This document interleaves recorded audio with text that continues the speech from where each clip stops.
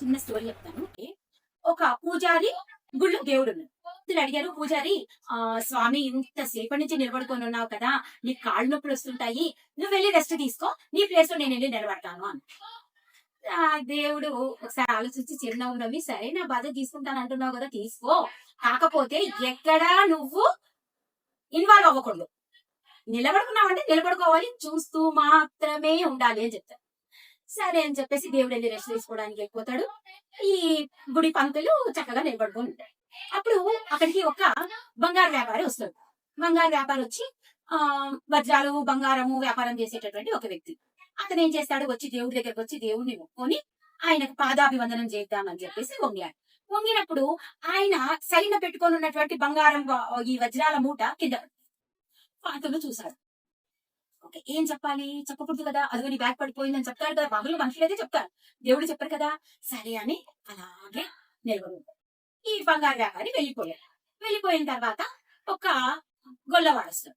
వచ్చేసి అక్కడికి వచ్చి దేవుడికి దండం పెట్టుకొని ఆ మూటను చూసి, దేవుడు నాకు ఇది ఇచ్చాడు, ప్రసాదంగా ఇచ్చాడు, స్వామి నువ్వు ఇచ్చిన ప్రసాదానికి చాలా సంతోషం అని చెప్పేసి ఆ మూటను తీసుకుని వెళ్ళిపోయాడు. తర్వాత ఇంకొక వ్యక్తి వచ్చాడు. వచ్చి దండం పెట్టుకుంటున్నాడు. ఈ వజ్రాల వ్యాపారి, ఈ బంగారు వ్యాపారి వెళ్ళిపోయి తన మూట లేకపోవడం చూసి, ఖచ్చితంగా ఇది గుళ్ళో పడిపోయింది, నేను అక్కడే వెళ్ళాను అని చెప్పేసి పోలీసులు తీసుకొని వెంట పెట్టుకొని గుడికి వస్తాడు. అప్పుడు అక్కడ ఎవరున్నారు, ఈ ఒక భక్తుడు వచ్చి నిలబడుకొని ఉన్నాడు.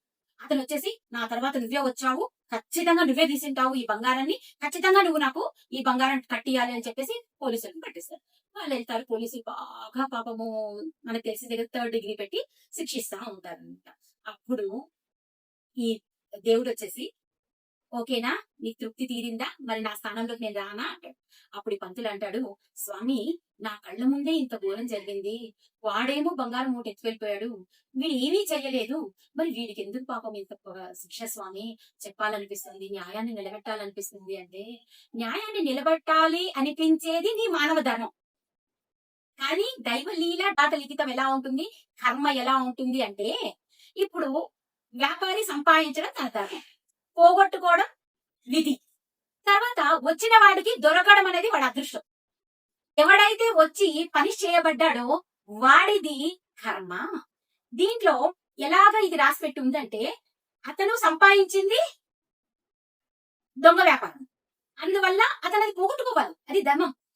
తర్వాత వాడికి పిల్లలు ఉన్నారు, పిల్లల దగ్గరకు వచ్చేసింది, వాడు సమస్యలతో కొట్టుమిట్టాడుతూ దేవుడి దగ్గర పరిష్కారాన్ని అడగడానికి వచ్చాడు, వాడికి బంగారం దొరికింది, అది వాడికి అవసరం అవుతుంది, అది విధి. ఓకే, దాని తర్వాత వీడు వచ్చాడు, వాడి కర్మ, వాడు చెయ్యకనే ఎప్పుడో కర్మని ఇప్పుడు వదిలించుకున్నాడు, ఇది దేవుడి లిఖితము, ఖచ్చితంగా మానవుడు వాటన్నిటిని యాక్సెప్ట్ చేసే తీరాలి అని చెప్పాడు. ఇది. Thank you.